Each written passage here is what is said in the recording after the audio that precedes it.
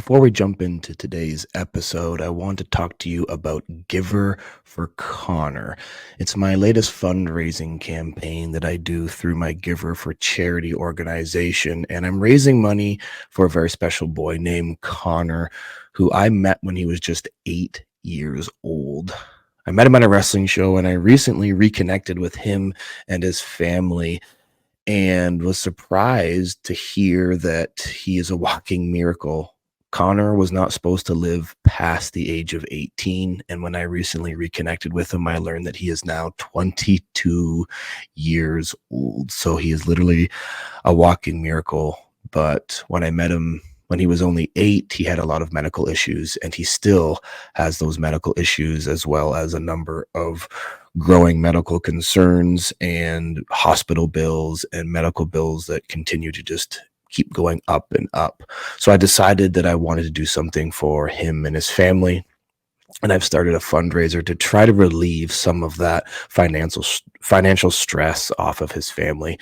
So if you go right now to givesendgo.com/giver for Connor, that's GIVERFORCONOR, that's givesendgo.com/giver for Connor. You can learn more about this fundraising campaign, and if you would, it'd be great if you could just donate a few dollars. So that's givesendgo.com/giver for Connor. We don't want to just give her for charity. We want to give her for my buddy Connor. givesendgo.com/giver for Connor. Wrestling is life. Wrestling is life. Wrestling is life is wrestling. Welcome everyone to another episode of Wrestling is Life is Wrestling with me, Cody Diener. I am a professional wrestler. I'm a professional wrestling producer with Impact Wrestling. No, wait a minute. With TNA Wrestling. Oh, yeah, more about that in a minute. I am a traveling professional motivational speaker. I've been everywhere, man, in the last month. I'm going to tell you about that in a minute, too. I'm also a proud father of 4 beautiful children, a husband to an amazing and beautiful, gorgeous, lovely, understanding, fill in any positive adjective there, wife. She's amazing. She's allowing me to do this intro right now, and to also add to that list of all my jobs, being a podcaster. This is my podcast. I'm a professional podcaster because technically I'm making some money doing this. How? Through my sponsor, Rest When Dead Clothing. Check them out on Rest When Dead Clothing on Instagram, as well as restwhendead.ca. You want to buy the hat I'm wearing right now, or the t-shirt you see in the background? Oh, you don't see it because you're listening to this? Well, you should see this over at youtube.com/@CodyDienerPodcast. You can see the merch that I'm sporting right now and see the entire collection over at restwhendead.ca, including the signature Cody Diener Rest When Dead t-shirt. It's awesome. It's probably the coolest design I've ever had made for a t-shirt. You can go pre-order that right now over at restwhendead.ca, as well as a whole bunch of other new drops of new designs that they got going on. It's all sweet. It's all awesome. And it's over at restwhendead.ca. The other way I'm a professional podcast and making a little bit of coin is because of my patrons over at patreon.com/Cody Diener. If that's you, thank you. If you are not a patron, maybe consider supporting this venture that I am doing, this adventure that I'm on, by going over to patreon.com/Cody Diener. There you will get all episodes early and ad-free, as well as bonus stories from every one of my guests. Sometimes 2 bonus stories. Jessica Havoc had 2 amazing bonus stories the last few weeks, and they are available now exclusively to my patrons over at patreon.com/Cody Diener. I just need to take a big, deep breath right now because October was insane. It's been absolutely insane for me, guys. I have been everywhere from Calgary, Alberta, speaking, to then a 30th anniversary defending my BCW heavyweight championship belt, and then hopping back on a plane and going to Montreal, then to Ottawa, then to Newfoundland, then from Newfoundland to Chicago for Bound for Glory. And then I just got back from Northern Ontario, Northern Quebec. I was on the road for 6 days. I've barely seen my family, and I've been doing all this while still giving you this wicked awesome content. So yeah, maybe you can go support me a little bit over at patreon.com/Cody Diener. A little cheap plug there, make you feel sorry for me, but I don't want you to feel sorry for me, and I'm not complaining. I am so grateful that I am able to do what I love, traveling around the world, wrestling and speaking. I'm just a small town kid from this small town, rural town in the middle of nowhere in southwestern Ontario with this dream of wanting to be a professional wrestler. I'm living that dream. I'm sharing that story and that journey with youth all across the country, and also getting to talk to some of my best friends in the business and new friends that I'm making in the business about their journey and the lessons that they are learning along the way, including today's guest. But before we jump into today's guest, I just want to say what I said at the top of the show there. I'm a producer and wrestler with Impact Wrestling. No, wait, with TNA Wrestling. Yes, you heard that right. Impact Wrestling, starting in January 2024, is going back to being TNA Wrestling, and I couldn't be more excited about it. The fans are buzzing. The night of Bound for Glory just a few weeks ago, I was there in Chicago. I witnessed the crowd response of that video that ended the pay-per-view, put together by Eric Tompkins and the other amazing producers at Impact Wrestling. And when that TNA logo came up and dropped, oh man, the feeling in the room, in that arena, both the room backstage as well as in the arena, the pop was unreal. All of the roster is excited. All of the fans are excited. This is not what some are saying, maybe a backwards move, just because it's a throwback to past branding. This is definitely not a lateral move. This is a step forward, and this is something that's been in the making for a while now, and now the world knows, and the world is excited, just like I am excited. TNA Wrestling was trending all night long, and the following next day on Twitter, everyone was buzzing about it.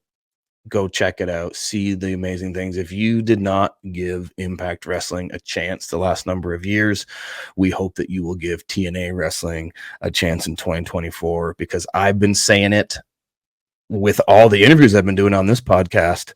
We have the best all-around professional wrestling show on television today. Now, that's an interesting transition that I want to use into today's guest, because today is actually the first guest that I've had on the show that is not affiliated with Impact Wrestling, is not affiliated with TNA Wrestling, and he's also not a professional wrestler, and he has no affiliation to any professional wrestling organization except for the ones that he loves and supports through his various ventures. I'm talking about Colin Hunter. Now, some of you are listening to this, you maybe downloaded this automatically on your podcast platform of choice, and you saw the name Colin Hunter, part one conversation with Colin Hunter, and you're like, who the heck is Colin Hunter? You might not be familiar with his name, but you are probably familiar with the things that he has done. Colin Hunter started the hilarious, wonderful, positive, put a smile on your face website known as Kayfabe News. Kayfabenews.com, endorsed by the one and only Mick Foley, who describes it as it's the onion for professional wrestling. Millions of people have gone to kayfabenews.com. Literally millions of people see his articles each and every day, and it's all put together by the independent, unique-minded individual, a man named Colin Hunter. I met Colin Hunter a number of years ago. He lives very close to my home in Ontario, Canada. And our background as fans in wrestling, also our career paths, are even more in sync and in line than you would think. Me being a professional wrestler, traveling all around the world, and then Colin Hunter starting a wrestling news website. We have a lot of things in common, as well as some friends in common that you'll hear in this episode. And he also has written for PWI 500. He's also, or for PWI, sorry, Pro Wrestling Illustrated. We do talk about the PWI 500 and how he wanted to stay as far away from that as possible and sitting at the table having a say in that. But he wrote for PWI. He has a lot of friends in the wrestling business that I have as friends, and he's starting a new adventure. He's someone just like me. He wants to create things, put things out into the universe, and he's doing that right now. He's creating a movie that I star in. I shouldn't say star. I'm giving myself too much credit. I'm in it. I'm one of the stars in it, so I guess that means I star in the movie. But I make appearances in the movie. It's called The Ref Didn't See It. It is Colin's foray, his adventure, his entrance into the world of professional wrestling as a professional wrestling referee. And he documents this and interviews wrestlers like myself. It's super fun. Go on over to therefmovie.com. They need a little bit of help on the final stretch of getting this movie put together. They have a Kickstarter. If you would be willing to offer them a couple bucks to help their creative process, help this project go on through, it's The Ref Didn't See It. It's therefmovie.com. Head on over there, check it out, and see what Colin is doing right now. I wanted to have Colin on the show for a number of reasons. But one reason is I have so many people come up to me when I'm traveling, doing my events, whether it's speaking at a school as a motivational speaker or working the merch table as an independent professional wrestler. So many people ask me how to get into the wrestling business. And when I press them on that question, a lot of them admit to me that they don't want to be a professional wrestler. Some of them want to get into it creatively. They want to be a writer, or they want to be a journalist, or they don't even know. They just know that they love wrestling and they want to be connected to it in this crazy world that I'm a part of. They want to be connected to it in some way. And I don't necessarily know how to answer that, because there's not one right answer to the question, how to get involved in professional wrestling. Colin's story is a unique one, because he fell in love with wrestling right around the exact same time that I did. And he found a way to get himself into the wrestling business in a super unique way. I think this is a story that you are going to enjoy, because Colin is a very successful businessman, a very kind, considerate, positive, and successful man in any venture that he goes on. And I wanted to talk to him to kind of see the lessons that he's learned along the way of jumping into this crazy world of professional wrestling, but not jumping into it the same way a lot of my past guests have, because he's not someone that's in the ring. He's not even someone like David Sahadi, who's working backstage for a wrestling company. He found another way of getting involved in this passionate thing that he loves in professional wrestling. And I talked to him all about it here today. So this is part one of our conversation. If you get to the end of the cliffhanger at the end of this episode and you're like, man, I am super intrigued by Colin Hunter, I need to listen to part two, and I can't wait till next Thursday to listen to it, then become a patron. Go to patreon.com/Cody Diener, and you can get this entire conversation right now, early and ad-free, as well as a bonus story, a very funny one from my buddy Colin, that's over at patreon.com/Cody Diener.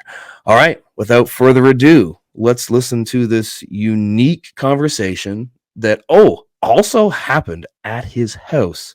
Colin invited me into his home. If this audio sounds way more crisp than it usually does, that's because Colin's friend Sarah and my friend Sarah was working the audio behind the scenes, and we recorded the video at his home. He invited me into his home, so you can see the video of this right now. Go on over to youtube.com/@CodyDienerPodcast, and you can watch this video and this conversation with us in the super crisp HD video that we recorded. And I just want to thank him for inviting me into his home for this conversation. It really makes the conversation a lot different than some of the past ones that you've listened to on this podcast, because this is my first face-to-face. So this is my first in-person face-to-face podcast interview. It's the first one that I've done outside of my studio and in somebody's home. And it's my first interview with a non-impact talent in Colin Hunter. Oh man, I'm excited. I hope you are too. That's enough of me blabbing on here in the intro. Let's just jump into it, okay? Let's listen to part 1 with me and my friend Colin Hunter.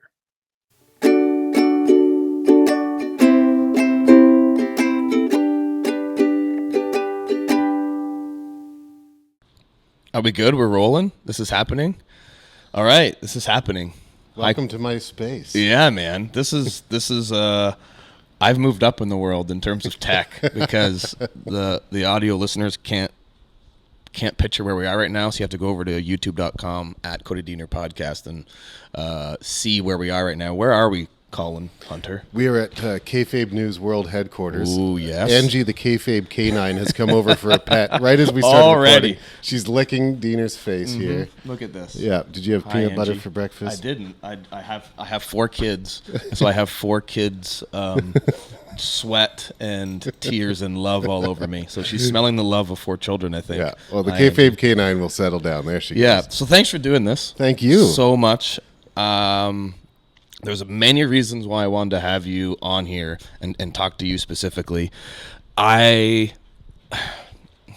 for 1 second. I'm just going to adjust your level. Mine? Am I speaking too loud? Oh, you're great. Oh. Try again now. Hello. One more time. Hello. Okay. Check. 1, 2. Thank you. That's all good? That was Sarah, by the way. I don't want you to edit any out of what just happened. That has to be in there. Sarah factors into this story. She's a mystery guest. Yes, and the look that she just gave me is like, oh my God, you're going to make sure I keep that in. Yes, we'll just keep all the raw stuff. So I have you on here for a lot of different reasons. One is because Kayfabe News. Mm-hmm. I think there's a story behind that. For sure, that I'm very curious in, so I know other people will be interested in. You have a new movie coming out that we're going to be talking about that, and I definitely want to. I think there's going to be some fun stories and lessons involved in that. Mm-hmm. And you're in the movie, by the way. There you go, and I'm in the movie, so there we go. I'm doing it because I want to put myself over. Yeah, that's the whole point. It's the whole point of everything we're doing right now is just to get me over. Yeah. And you're just a good dude. And I know that you are a thoughtful, interesting guy, and I think people are going to be interested in hearing your story. Well, I sure hope so, because usually I'm lying. Everything I do in Kayfabe News is a lie. Exactly. So it'll be nice to tell the truth for once. There you go. So that'll be our preamble. Everything you are about to hear is 100% true, or at least based on a true story. It's a lot truer than anything else I've ever put out in the wrestling world. Yeah. Okay, so my mind works chronologically. Mm-hmm. So I was born in 1976. Okay. Yes, let's start there. Where? In London, Ontario, Okay. not far from where you're from, Yeah, right? from Port Bruce, Ontario. We would go to London if we were going to go to the big city. Yeah, we were going to London. The big bright lights of London, Ontario. Yeah. I went to a wrestling show once there a few years ago. Colt Cabana was there. Yeah. And he had never been to London, Ontario. And I said, "Hey, this is my hometown." He goes, "It's a weird place, isn't it?" And it was in downtown London. It is a weird place. Is it? It's not like London, England. It's right. What's weird about it? I don't know. Maybe it's because when you grow up in a town, you only see it as the place you want to leave when you turn 18. Right. So London was the place that I had to get out of, and Yeah. I've gone back, and I don't know. There's kind of a weird vibe to it, I guess. Yeah. Yes. It's hard to describe. It's it's a town with a little chip on its shoulder. Yeah, that's true. I can see that now that you're saying it. It does have a chip on its shoulder. Yeah. For maybe it's the university and like a lot of university or college towns that are kind of, I guess, seen as Hoity-toity. Well, you took the words right out of my mouth. I was definitely going to say hoity-toity. You're known for I'm your known for use of hoity-toity. Yes. Okay, I got to put that on my Cody Diener, the hoitiest wrestler. Pro Wrestling Tea Store is going to have hoity-toity on it. Okay, so you grew up in London, not far from me. Mm-hmm. Were you a wrestling fan since a very young kid like me, or did it take some time? So I think I was one of those typical kids that when Vince McMahon started doing an expansion and started taking over wrestling, it landed on a TV station in London, Ontario that I got, and I could see. I remember it was a Saturday afternoon, and I didn't know who they were, or even what they were, because we didn't really have TV and we weren't allowed to watch it. Really, it was, you had a book in your hand, or the TV was for the 6 o'clock news and Wall Street Week and Masterpiece Theater. That's what the TV's for, darn it, because it only has 3 channels. So, yeah. But one of those 3 channels started showing wrestling on Saturday afternoons, and I remember being totally mesmerized by it. But I also remember very early, like the next week, my friend's dad said, "Oh, look at this stuff. It's all phony. They're not really fighting." And so before I even knew what it was, I kind of knew more than most kids. I knew something was up with it, but I didn't know what was up with it. And like a magic trick, I was like, well, if they're not really fighting, why does it look so awesome? And how can they throw each other around like that?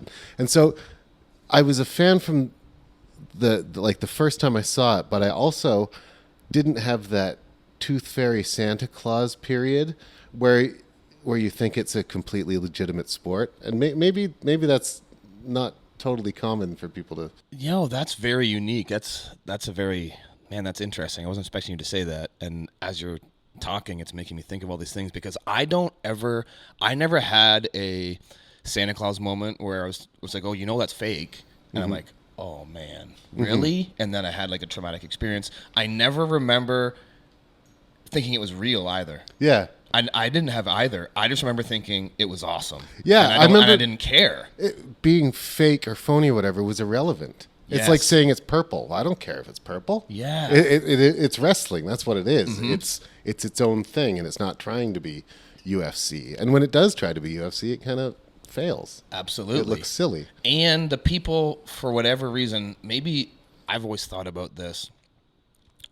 I think it's why you and I can be friends immediately upon meeting each other, is wrestling fans don't care if it's phony or real or fake. They know what it is, accept it what it is, and aren't going to miss out because we accept it for what it is. Mm-hmm. Whereas immediately when someone goes, well, why do you watch that? It's fake. Well, we can't be friends then. Yeah. Because my answer is I watch it because it's fake. Yeah, I don't like sure. real sports. Yeah. I don't watch a single real sport. There you go. Ask me about baseball. I don't know what it is. And you're missing out if you are focused and honed in on the fact that the match is predetermined, then you are completely missing out on this entire magical world.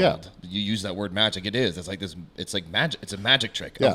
When done really, really well, a really good magic trick. Mm-hmm. And then when done really poorly, a hilariously bad one. But well, that's we've seen our fair share of both. I'm sure. As a kid, I was fascinated by pro wrestling and by magic. I saw David Copperfield when I was young, and it blew my mind. And I'm still into magic, and I feel like it's the same sort of curiosity. I've always wanted to peek behind the curtain. Literally at wrestling shows, I would peek behind the curtain, and not as a metaphor, but I would get as close as I could. My first show ever was at the Brantford Civic Center, where they used to tape WWF TV. They do 3 or 4 weeks taping at once, and I'd try to sneak down and look behind the curtain, and I got a glimpse of King Kong Bundy, and Andre the Giant was there. I only saw him from afar, but like every time after that, when I would go to wrestling shows, like WWF house shows, I would stand outside the arena by the car where the wrestlers would park their cars, and I was the kid looking for autographs and photos. And then I'd be like peeking. They'd put a curtain up in the back door so you couldn't look into the locker room, but I'd be on my tiptoes trying to look in just because I wanted to. I knew they were all back there. I was thinking, well, they're not fighting back there. They must be getting along some. And the same thing with the magician. I'm always trying to. I've spent a lot of money buying magic tricks because I was so infuriated that I couldn't figure out how they were done that I've just paid for the trick, paid for the secret. Yes, right? yes. So this is, how old were you when you were doing this? What age? Man, I think I was 7 or 8 years old. It was after I can tell you exactly, after WrestleMania 1, before WrestleMania 2. Right. So I remember You're in that sweet spot clearly then. the lead Yeah. up to WrestleMania 2. Yes. I remember seeing it on closed circuit television, big screen at the London Gardens in London, Ontario. And that night, it was live webcast. What am I talking about? The web didn't exist. Telecast. Those listeners have no idea what that even is, but I do. Yeah. By closed circuit, and lightning struck the building. There was a big storm in London, knocked out the power. There was a near riot for people just watching a big screen. And people were so desperate to see WrestleMania that the venue just played the tape of it, a VHS tape, the next day on the big screen, and still a few thousand people showed up to watch it. That's how huge wrestling was. And that was, I remember that excitement of just going to an arena to watch on a screen something that was happening, elsewhere, some wrestling show. You're right in my wheelhouse. That's exactly when I was starting to watch it and like fall in love with it. What drew you to it? Well, before you answer that, I don't want to skip over something that I noticed that you kind of went over. You said TV was kind of for the 6 o'clock news and you weren't really supposed to watch wrestling. Did you grow up in like a strict home where it's like, no, you weren't supposed to watch it and you had to sneak watching wrestling? Thankfully, no. So wrestling was the strange exception. So I come from a very bookish academic family. So reading books was priority number one. But I remember that day, it was on TV in the family room of my house, and my dad walked in when I think it was Hulk Hogan on TV, and he said, "What are you watching?" I said, "I don't know. I think it's called wrestling." And he goes, "Oh, I remember wrestling. Wrestling used to come to my hometown." And so he grew up, like the Bear Man, Dave McKigney would do his tours of Ontario. Yes. And my dad was a bellhop at a hotel in Gravenhurst, Ontario, and he remembers when the wrestlers came through. So anyway, he sat down that day, and he said, "Oh, I'll watch wrestling with you." And that was when I was, 6 or 7. And to this day, every single conversation with my father starts with a wrestling reference. It's either a Macho Man imitation, "Ooh, yeah, how you doing?" Or an Enzo Amore, how you, like, wrestling has been part of every conversation with my father since that day. That is so cool. So that was like a bonding thing then for sure, you and your dad. For sure. And the more I talk to wrestling people, whether they're wrestlers or fans or anyone involved with it, that story is so common. Mm-hmm. It's the thing you did with your father or your stepfather. I was just listening to your conversation with Steve Macklin. Yes. And he had that bonding experience with a stepfather who would watch wrestling with him. And those experiences matter, Yes, they do. We weren't a family that watched football or baseball. My father did watch the Leafs, and I never got onto the Toronto Maple Leafs bandwagon because in wrestling, at least sometimes your guy's going to win. My dad just seems fated for disappointment every year with the Toronto Maple Leafs. So if you were a bookish family, what were you like as a kid then? Were you nerdy? Like if you were reading a book, like were you picked on for watching wrestling? Were you that like were you outcasted for it? Or I think you've probably experienced this in your life where wrestling goes through its peaks and valleys. Yeah. And if you stick with it, the crowd will come to it and then the crowd will depart. Absolutely. So during the Attitude Era, yeah, I knew everything about wrestling and everybody was like, "Wow, that guy knows a lot, about wrestling," because they were all watching it so socially it was on a Monday good nights. Thing socially. Yeah. There are other times when, let's say, going through high school, when you're only 2 or 3 friends are the wrestling guys, right? Mm-hmm. And you don't have that many friends because you're the wrestling guys. So I've talked to so many people who say, "Oh, I used to watch wrestling when I was a kid." Mm-hmm. I'm like, "Yeah, I did too. I just continued. I never stopped." Yes. Yeah. Me too. I get that all the time. And okay, so I don't want to just jump into wrestling stuff because this is wrestling is life is wrestling. So I have some other, as you're talking, I'm getting a lot of questions coming to mind. One of those being a bookish kid and from maybe an academic type of family that if you're reading books, you care about story. Yeah. I was the same type of kid in that I cared about stories. My mother was a teacher. I didn't come from a super academic family, but books and stories were really important and have now are my main source of income, whether I'm telling stories in a wrestling ring or telling stories to people on stage at a school. And in retrospect, I look back and ask myself often, like, what lessons did I learn from wrestling as a kid? I want to pose that question to you. Was there any lessons that you remember taking away, or maybe even just reflecting now and go, I probably ended up learning this and not realizing it? Well, the running joke in my family was that there is nothing in life that can't be explained through wrestling. There's a wrestling metaphor for every situation. Yes, there in is. Life. I got to have your dad on this show. Yeah. Because that is so true Yeah. and very insightful to think that and Yeah. to realize that. No matter what life situation is, there's always some parallel to wrestling that you Yes. can draw. And that's not just a fluke. Wrestling is a microcosm of real life. Wrestling is a satire, or at least a microcosm of things that happen in the real world. So I don't know if I could tell you what lessons I've learned that I haven't connected to wrestling in one way or another. Wow. Interesting. That I haven't made that mental connection. You know, we've talked about magic, and when I go to see a play now, I went to the Stratford Festival recently and saw a play, and I used to think of wrestling as almost a sport, but now I think it's almost high theater, and it's a little bit of sport.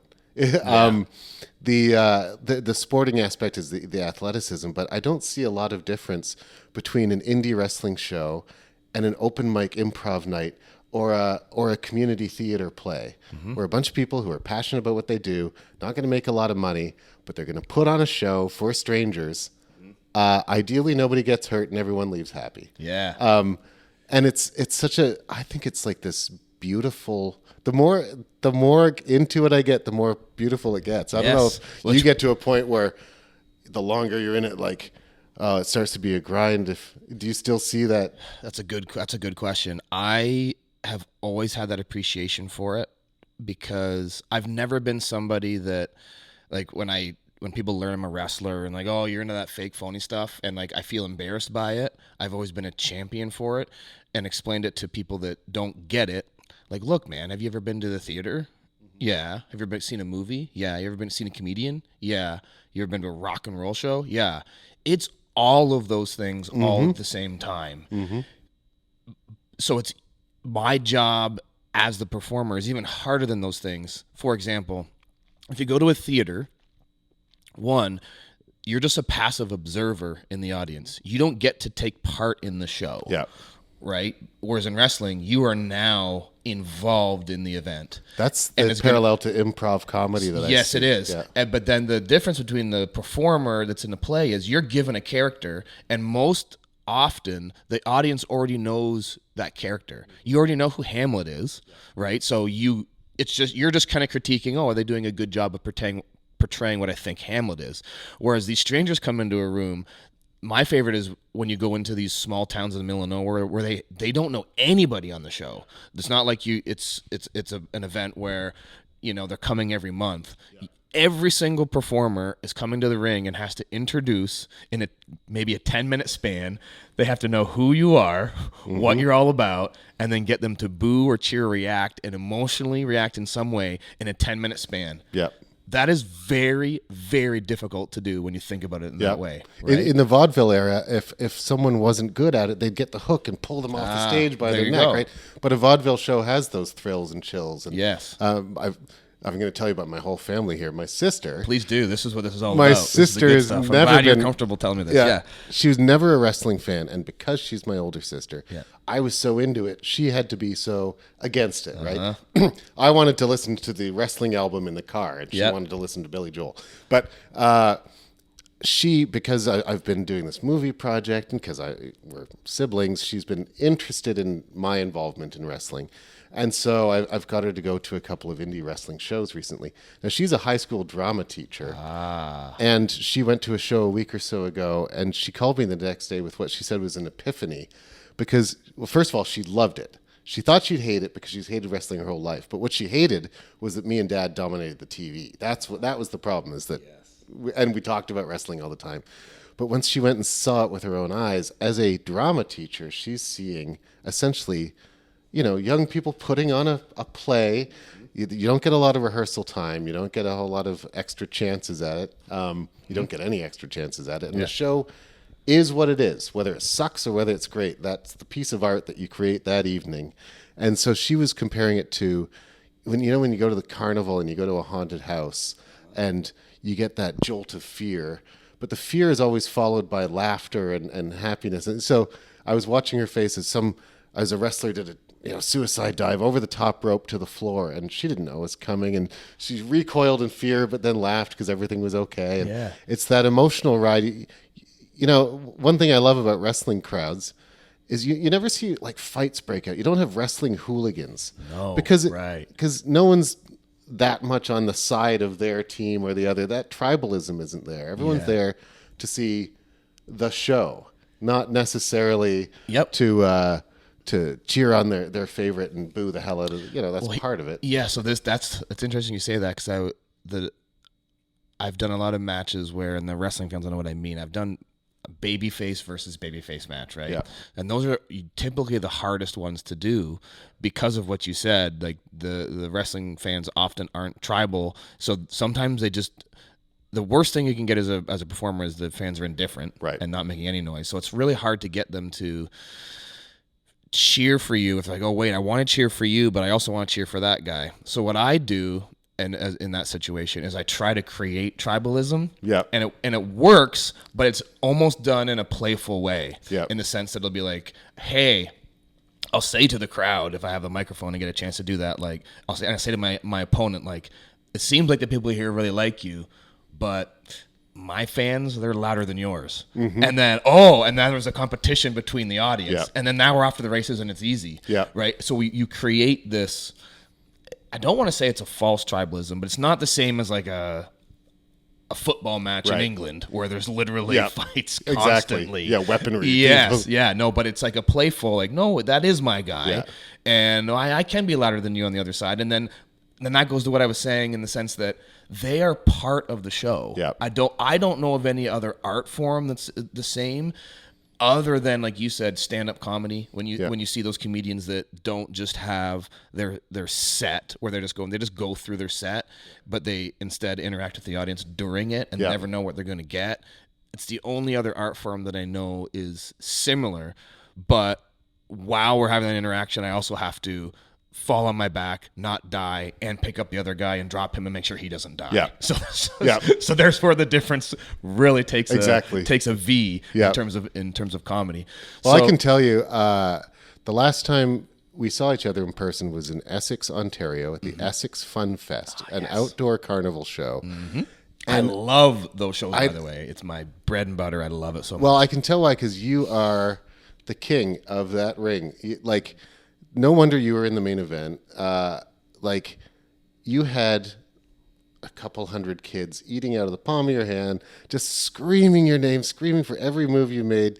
And those kids aren't diehard wrestling fans. They haven't been following you through the indies because they've only just been born 7, 8, 10 years ago. So you only had this brief amount of time, but they instantly knew that you were the good guy and they loved you and they wanted you to beat the bad guy. And they're all cheering in unison. It was, I think I told you afterwards, it's like watching a sort of masterpiece or like the Pied Piper. They'd follow you anywhere. I get told that a lot, that I'm the Pied Piper of carny wrestling. But I take that as the highest compliment, because we're both speaking so fondly of our childhood experience and love for wrestling. Mm-hmm. And I've never taken that for granted or forgotten that, like why I loved it as a kid. And I can't even put it into words other than it was something that I deeply loved and felt passionate about. And if you love something and are passionate about something, it doesn't even matter why. Mm-hmm. You don't have to even be able to explain it other than, I don't know, I love it. Yeah. And I've been like that. So then you made wrestling fans that day. There were wrestling fans born that day because of you. Lifelong, probably. Dude, one of the highest compliments I've got was from Josh Alexander. Mm-hmm. He has two young boys. Mm-hmm. He has Jet, who's been on television before wearing a walking weapon singlet, Yeah. right?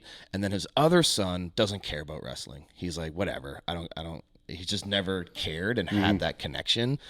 And Josh came up to me after and he goes, "You made a wrestling fan out of my son." I'm like, "Well, Jet loves wrestling." He's like, "No, my other son who doesn't care about wrestling." That's He amazing. goes, "He loves it now because of that match that you're talking about." And he was in the group of kids, and I was like, And his dad is one of the greatest wrestlers in the world right now. yes, his dad is like the greatest professional wrestler, champion of the world, like world renowned, amazing. And he's like, he doesn't care. Yeah. But he sees me getting kids to chant DDT for 20 minutes and go crazy at this, where the tilt-a-whirl's over there. Yeah. Not like bright light stuff that he's seen his dad do. Yeah. And then he became a fan from that. Yeah. And it literally brought a tear to my eye. I was like, that is amazing. And I know I'm on the right path.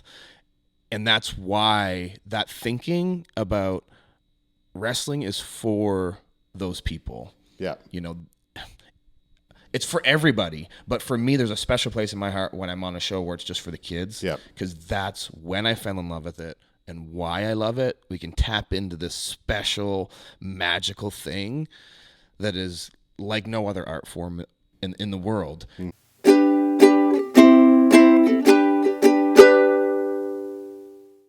I want to take a quick commercial break to tell you some more about Rest When Dead clothing. Now, you've heard me talk about this awesome company for a couple weeks now, and I want you to know that they take pride in sourcing most of their items from North America, ensuring that they contribute to local businesses and promoting the growth of our economy.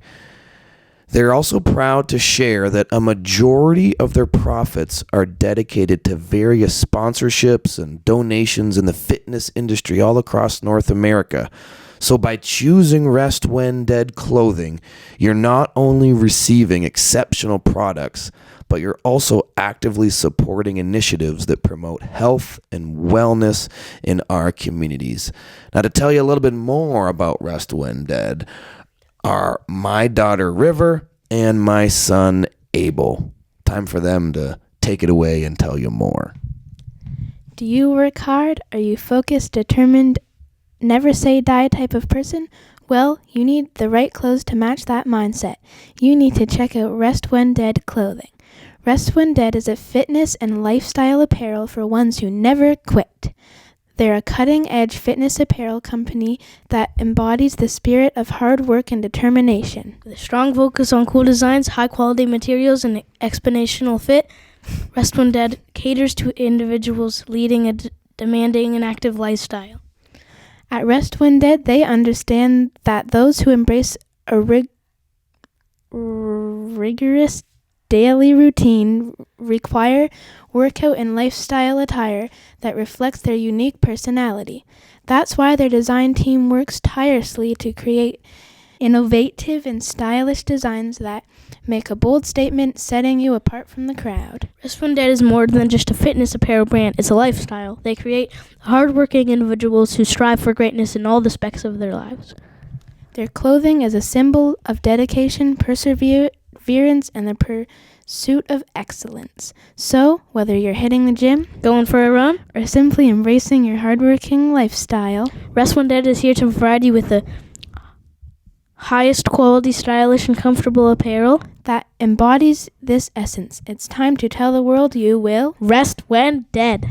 Rest When Dead is a wicked awesome Canadian company that ships worldwide. Follow them on Instagram at Rest When Dead Clothing. Check out their website at restwhendead.ca. That's restwhendead.ca.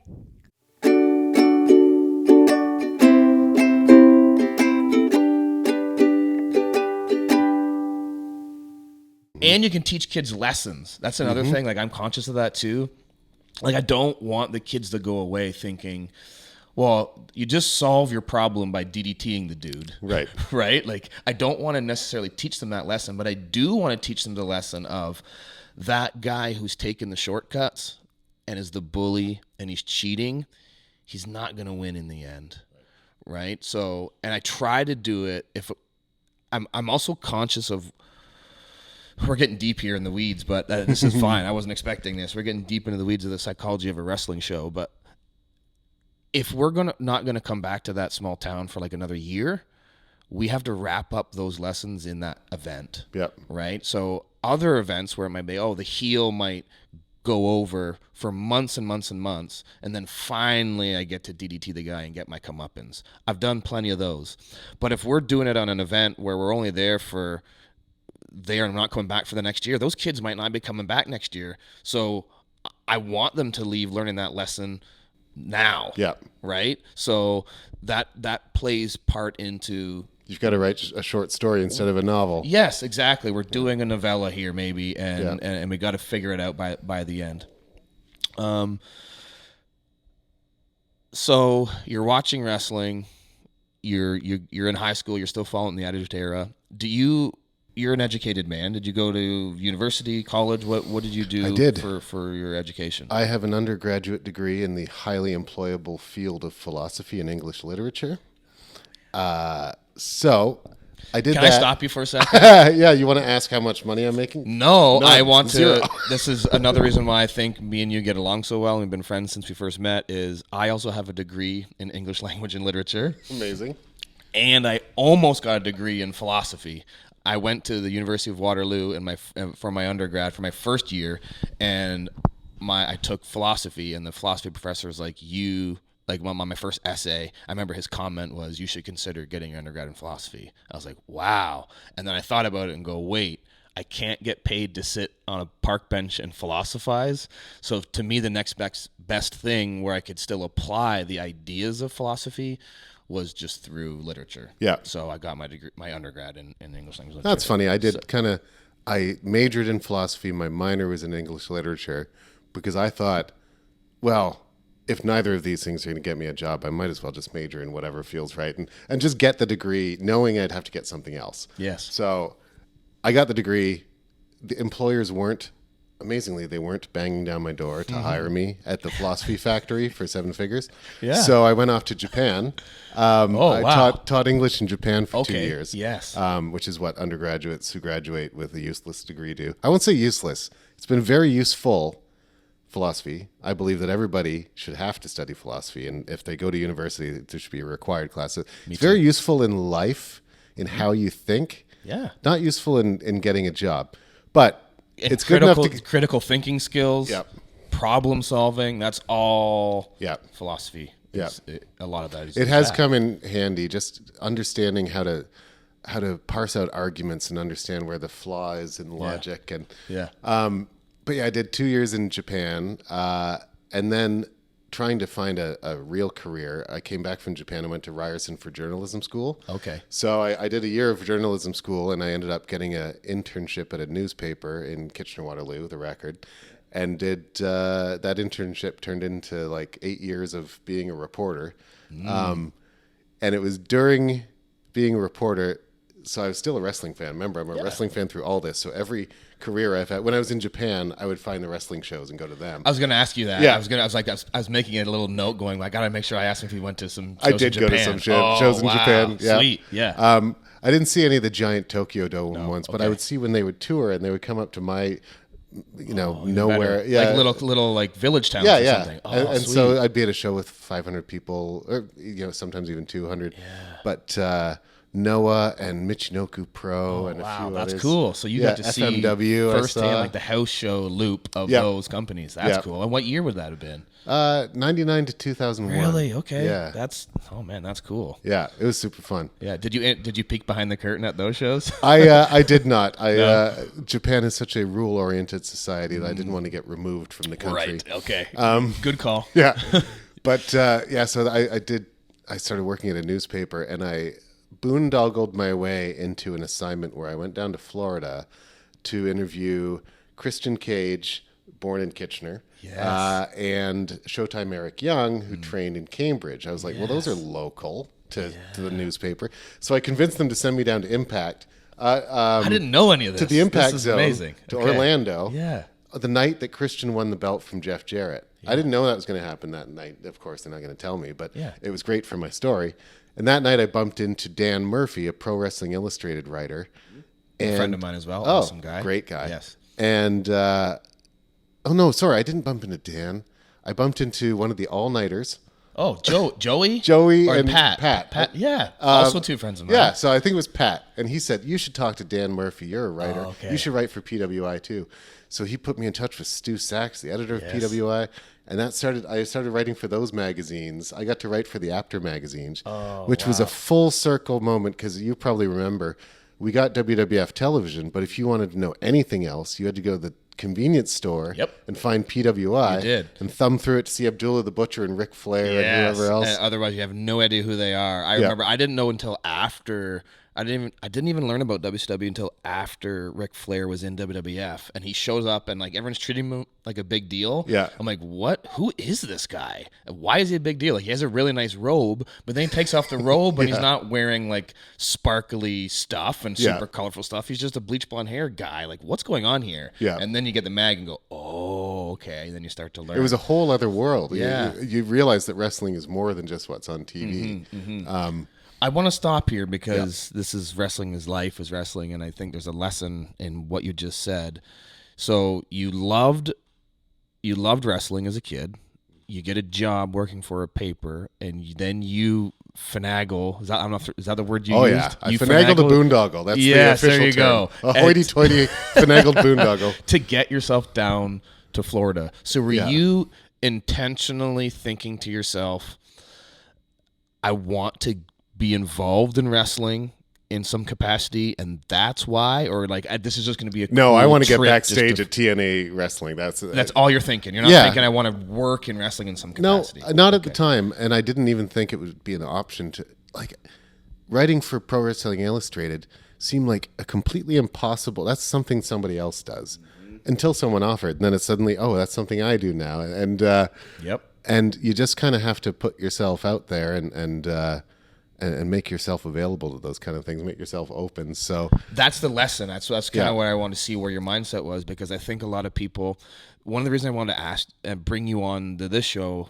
and ask you to speak to this is I'm constantly having wrestlers come up to me, or wannabe wrestlers, that want to get into business, and they're like, oh, I want to be a wrestler. What do I do? And I can answer that question for them. But then I have people come up to me and be like, oh, I want to be a writer on the show. I want to be like the guy that writes the show. I'm like, oh, well, all I know is to say, like, well, you got to try to get your foot in the door and like just put yourself out there to companies, but I don't really know what that looks like. Right. But then I have other people that go, I just love wrestling.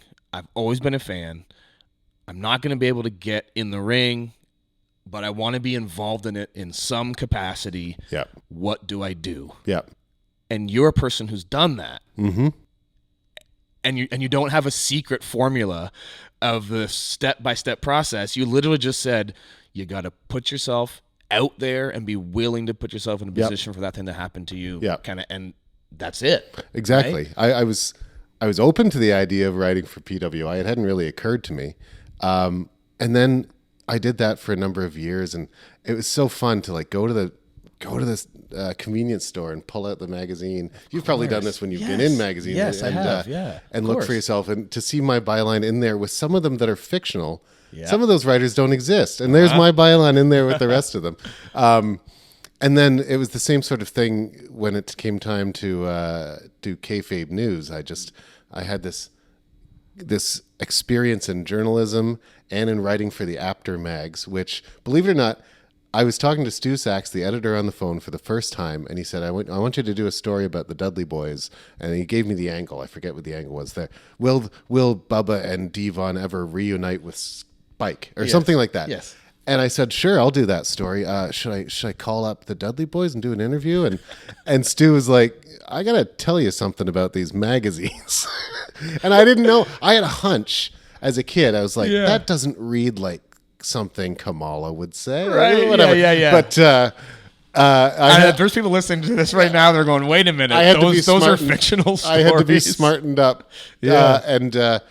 I showed it to the Dudleys. My first story, I got it published in PWI, and then they were at a TNA event in Detroit, and I showed them, I said, I wrote this article about you, and Spike goes, I didn't say that. I didn't say that either. But they knew the Of the course, gimmick. they know the deal. They told me that as long as PWI and those magazines, the Apter magazines, had this long-standing agreement that as long as you stay within the confines of the storylines, Okay. the wrestling Yeah. companies, as long as the character is behaving in a way in the article that their TV character or their wrestling character would behave, then they've always just allowed this Yeah. extra layer of kayfabe to happen. But Yes. I was a full-grown adult before I knew that those magazines were. Were you involved in because we just had the PWI 500 just came out Yep. recently, and every year that comes out and there's these long-standing arguments. Were you ever somebody that got to sit at the table and give your 2 cents to that? I did not contribute to the PWI 500, okay. but that was largely Dan Murphy for years and years. And first of all, I did not want to, because that sounds an awful lot like math, and that's why you take philosophy Yes. in English, to not do math. But what I did write was these roundtable discussions. It was called Editors Roundtable, and so the editors of PWI and the writers would gather around a table and discuss a hot topic of the day, like should referees be more strict about chairs, whatever it was. Okay. But the entire roundtable was made up. So I was writing the part of me and the part of Stu Sachs and the part of Dan Murphy and the part of whoever. yeah. And they're having a debate. Yeah. And maybe I'm really blowing their cover here. But I have a couple things. I was about to say something that was going to maybe blow the cover of PWI 500, and maybe I'll tell it after your story. Go ahead, though. I got to a point where I think I was having too much fun writing those. Yeah. Where maybe the characters were getting beyond believable. Yeah. Like these arguments they're having around the round table that I'm just Sure. completely fabricating from my head. We're getting a little too Yeah. ridiculous, and that morphed into full-on ridiculous with Kayfabe News. So before I blow my PWI 500 cover, what you're saying is what's sticking out to me, and I'm realizing, and you maybe thought of this, is I've always felt with my career trajectory, I'm a big believer in, things happen for a reason. And really, if I'm loving what I'm doing and I'm where I'm supposed to be, there's a reason for that. And all the things in my life have led up to that moment. You went to school for philosophy and English language literature. So philosophy is you're learning how to make arguments or whatever. Mm-hmm. And then literature, you're storytelling. Mm-hmm. You love wrestling. Mm-hmm. It's a bond that you had with your father. And now you find yourself sitting, writing a creative story as those wrestlers in a philosophical debate. Yep. Yeah. I don't think I ever put all those pieces together. Dude, you were meant to do that. It seems linear, doesn't it? Yeah, it does. Yeah. Yes. And my realization of that was I was doing a presentation, and this guy, his name's Dave Conlon. He does these leadership conferences all across Canada. He's seen every major professional speaker in the youth genre, I guess, like youth speakers. He's seen every major one in Canada. And after I'm done my speech, he sits down with me, and I had saw him furiously writing notes. And I'm like, what do you got for me? He was like, well, this page, which was a long page, he goes, is all the good stuff you did. And this page, with only has 3 pointers, is the stuff that I could critique you on. I'm like, oh, wow, that feels really good. It was like, change your font. It was like really minuscule things. He's like, you're really good at this. How long have you been doing this? Like, is this speech 100 or 200? I go, no, this is my 3rd presentation ever. Yeah. And he's like, what? And then I tell him, but I'm a professional wrestler. Mm-hmm. I talk on the microphone. I also got a degree in education, so I'm speaking to youth all the time. On top of the English literature? I got because I couldn't do anything with my English literature. I got an education degree. All right. So so while I was struggling through the indies, my story is I got a job as a supply teacher because I could control my schedule, and I did part-time teaching. Yeah. So both my part-time teaching and my wrestling career prepared me to do a speaking career, and I was right where I was supposed to be and preparing for that career, even though I didn't even know I was preparing for it. But I was ready as soon as I jumped in. I'm like, and then trying to book myself on at schools was all the knowledge I'd learned from getting myself booked on the indies. Yep. Except instead of an indie promoter, it's just a principal out of school. It's all the same stuff. Yep. I was made for that. And I didn't, and then I just had this epiphany one day. It goes, "Yep, I'm doing exactly what I was supposed to be doing." Mm-hmm. And I believe that was the case for you doing your little round table. Yeah, I just kind of had that thought. I don't know. Well, no, that trajectory has continued. That linear path then led to doing Kayfabe News, which combines journalism and wrestling and satire. And you know, I love The Onion. And most journalists love The Onion because it's sort of a piss take of their own profession. Yep. You know, the PWI, the after mags, because they're written in the kayfabe style, it's practically making it up out of thin air. So it wasn't that big of a stretch to like take that idea and sort of onionify wrestling news. Yeah. And that does feel like my whole life kind of led to that point. There's these interests in comedy, wrestling, and journalism that sort of met and became kayfabe news. Yeah. So before we move on to that, I want to talk about kayfabe news next, but I'll have people that are listening to this go, you didn't give us the inside scoop on the PWI 500. Right. News. Yeah. So my first time, it goes back to what you said. Well, remember going to the magazine and seeing your name in it. My first experience for that was I got into the PWI 500. Nice. Do you remember what number? I don't actually. I always feel bad for whoever must have been 501st. Okay, so it became a thing where guys were trying to get 500. Right? Because if you're 268, who cares? Yep. But if you're 500, then you're something weird and kooky. You're Space Monkey. Yeah. Right? Love Space Monkey. Yes, we just exactly. talked to him a couple days ago. There you go, right? So he shrieked at us, but we talked to him. Yeah. So like it became a goal, but I think the reason I don't remember my number is because the only, I guess, downfall of getting into PWI 500 is like, oh man, like it's so cool. You're one of the top 500 wrestlers in the world. I'm like, yeah, I just emailed Dan Murphy.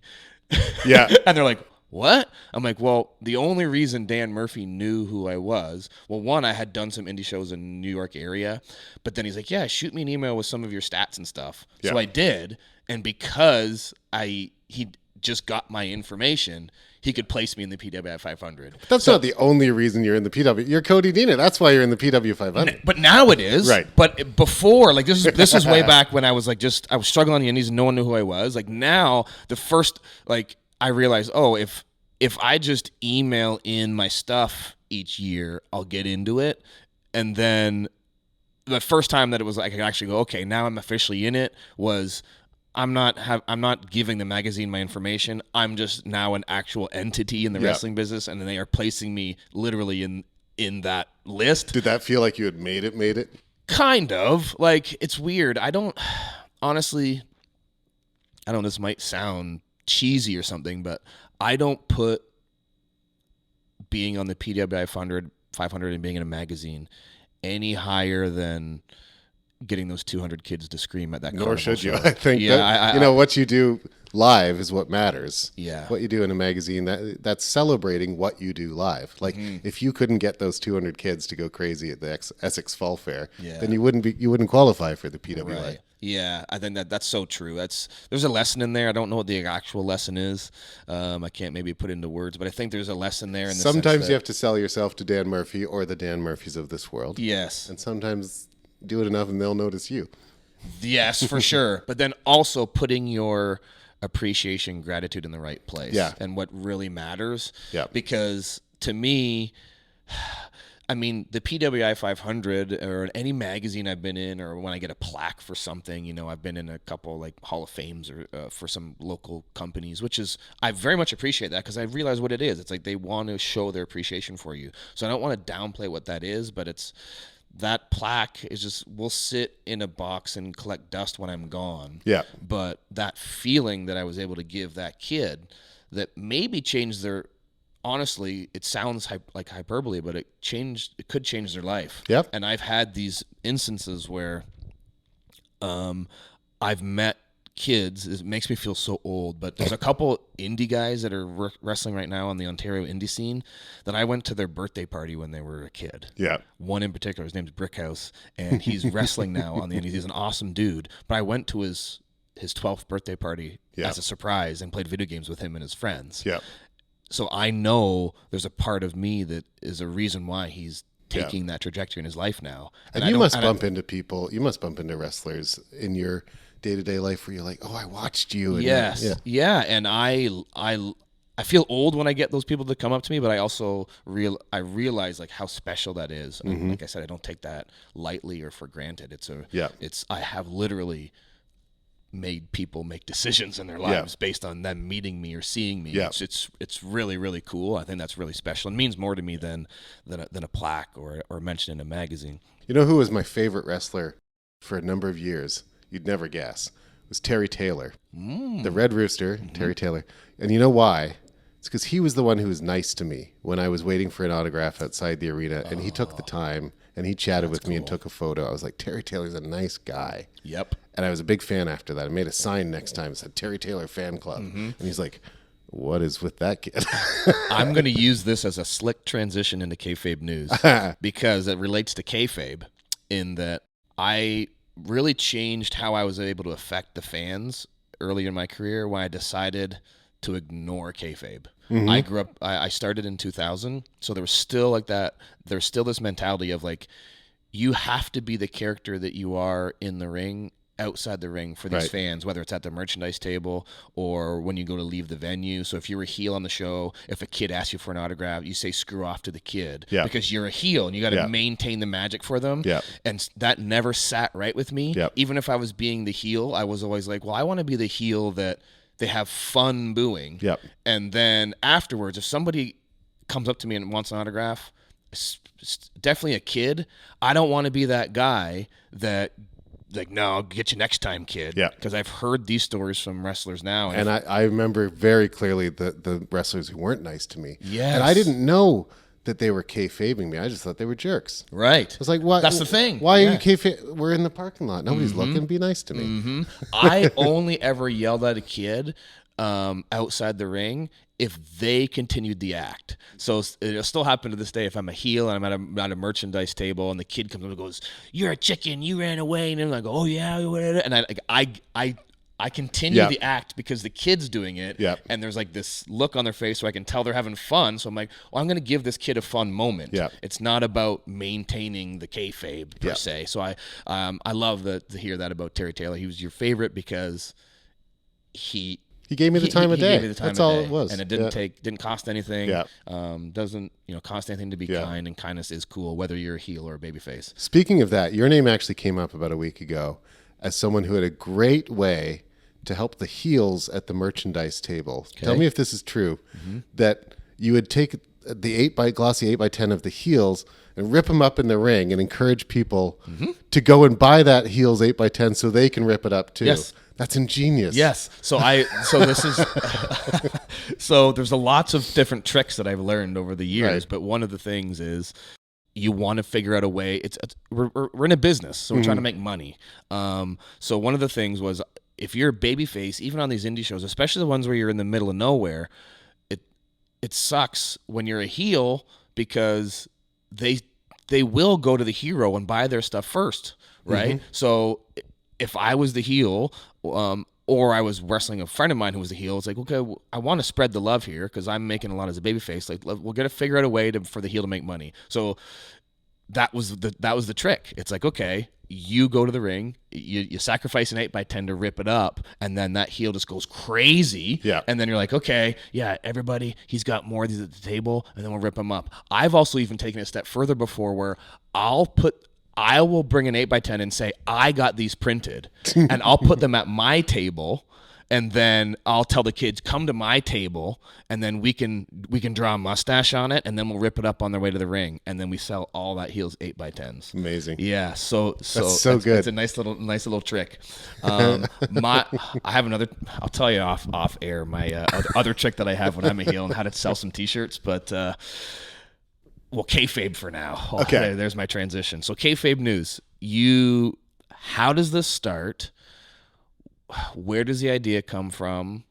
When did it happen? Let's start with the year. I'm curious. It was just over 10 years ago. Oh, it was a decade ago. 2012. Yeah. So I've been doing for more than 10 years. So what led to this? The impetus of this idea, or even it was a couple of things. It was a couple of conversations with people who I'm sure. People who combine comedy and wrestling. So one was Mick Foley, and the other was Colt Cabana. Okay.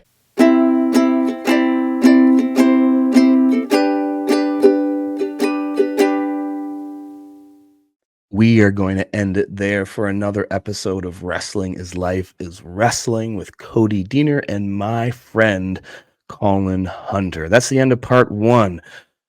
What an awesome guy. What a cool story. If you got something out of today's episode, I know you did. Everybody got something different, but whatever it was that you gleaned from today's conversation, take a screenshot of yourself listening to this, on whatever podcast platform you're listening to this on, and hit me up at Cody Diener on Twitter, Instagram, or Facebook, and let me and Colin know what you thought, and I will share your thoughts with the world through my social media.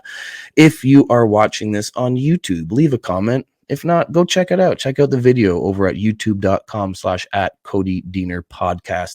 I have said in the past that I want to read the reviews or positive comments that I've received on my social media or on my YouTube or through these podcast platforms, and I want to read one right now. This is just from a few weeks ago after Sean Davis 8438 over on YouTube watched part 1 of my conversation with Jessica Havoc. And Sean Davis 8438 on YouTube had this to say: "This is the most wholesome podcast I've ever watched." Oh, I love it. Wholesome. We're wholesome over here at Wrestling is Life is Wrestling. You're not the first person that's actually said that, Sean. But Sean goes on to say, "I loved how both Jessica and Cody were so honest and open about what they dealt with when they started. And I remember hearing about Jessica in WSU, and it's great to see how far she has come from those humble beginnings. It goes to show that professional wrestling is truly a labor of love. Both Cody and Jessica have earned all the success they have had and deserve all the best in the future." Thank you, Sean Davis 8438 on YouTube. Professional wrestling is truly a labor of love, both for myself and my past guest, Jessica Havoc, as well as you learned this week, a labor of love for Colin Hunter, his labor being the creator of Kayfabe News. If you're not familiar with kayfabenews.com, go check it out and maybe take a screenshot of that and let me and Colin know what you think of kayfabenews.com on your socials and what you thought of this part 1 of this conversation. Part 2 is coming next week. If you don't want to wait for it, head on over to patreon.com/Cody Diener and you can listen to part 2 right now by just supporting me with a couple bucks a month and becoming a patron. And you will get also a bonus story that is available right now at patreon.com/Cody Diener that Colin Hunter dropped. It's a good one. It's a doozy. It's a really fun bonus story. Go listen to that now over at patreon.com/Cody Diener by becoming a patron. As always, support my sponsor, Rest When Dead Clothing, at restwhendead.ca or on Instagram at restwhendeadclothing. That's going to do it for another week. If you want to see me in person, well, you got some opportunities here in the month of November as November starts to come in. Can you believe it's November already? I can't believe it. It's already November. This time is just flying by. And if you are interested in seeing me live and in person, there's a couple different ways you can do it. On November 5th, 6th, and 7th, I'm going to be at the Ontario Student Leadership Conference speaking in Niagara Falls, Ontario. Also going to have a super fun time going on a family vacation. I'll let you guys know about that maybe in future episodes. I'm also going to be speaking at my old stomping ground in my old high school at East Elgin Secondary School in Elmer, Ontario. I'm going to be there on November 9th. Then on November 11th in Toronto for IPWF for Impact Wrestling. This is their throwback fun show we do every year where it's like a throwback to the 80s, which is the time that I fell in love with professional wrestling. So you never know. You might see an appearance from a really cool tag team known as the Hard Workers. If you don't know what I'm talking about, just Google it and you're in for a treat. On November 18th, I will be with Neo Wrestling.